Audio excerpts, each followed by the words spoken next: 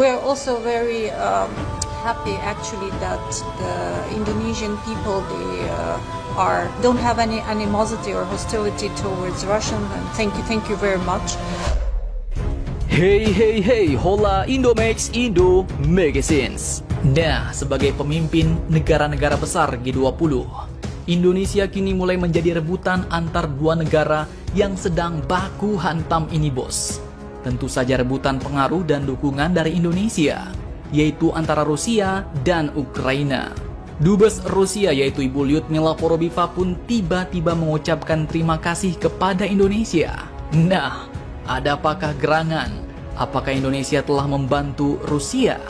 Beliau pun juga mengatakan bahwa Pak Putin berencana akan datang ke Indonesia untuk menghadiri KTT G20 di Bali. Sementara itu di lain sisi, Ukraina pun tak mau kalah saing, bos. Mereka juga berebut pengaruh Indonesia, di mana kini Ukraina mulai mendesak Indonesia agar melarang Pak Putin datang ke KTT G20 Bali yang saat ini keketuaannya pun dipimpin oleh negara kita, Indonesia.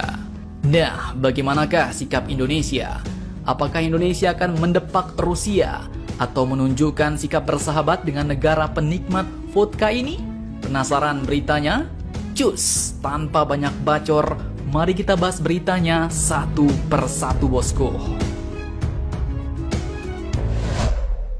Oke, berita yang pertama datang dari Dubes Rusia yang tiba-tiba mengucapkan terima kasih kepada Indonesia. Ada apakah gerangan nih, bos?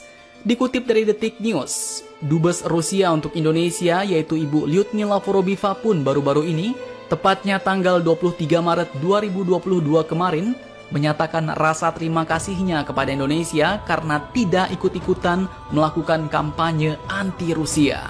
Dan perlu kalian ketahui, bos, saat ini begitu banyak negara-negara di dunia yang melakukan kampanye anti-Rusia dan dikomandoi langsung oleh pemerintahnya. Ia mengatakan bahwa hal tersebut berkaitan dengan pariwisata dan penolakan turis Rusia di negara tujuan.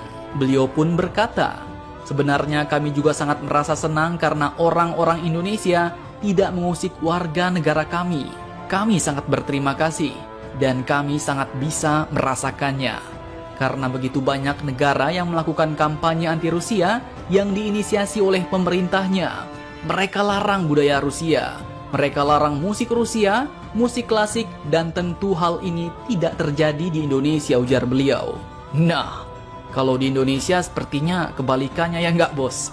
Kalau lihat komen pasti isinya ura, ura. Oke, seperti diketahui Indonesia hingga saat ini tidak melakukan aksi apapun terkait invasi Rusia ke Ukraina. Turis Rusia masih bisa bebas ke Indonesia, terutama ke Bali. Bahkan yang terbaru, maskapai Rusia pun diminta untuk membuka kembali penerbangan langsung ke Bali. Sebelumnya, maskapai nasional di sana terbang 3 kali seminggu dari Moskow ke Denpasar. Tentu kami sangat menghargainya, ujar Duta Besar Rusia untuk Indonesia ini, bos. Nah, sekarang bagaimana menurut kalian? Apakah kalian ingin mengulang kisah persahabatan masa lalu, bos? Saat Bapak Soekarno bersahabat dan berbagi api cerutu dengan pemimpin Uni Soviet Bapak Nikita Khrushchev. Silahkan kalian cocor-bacor di kolom komentar.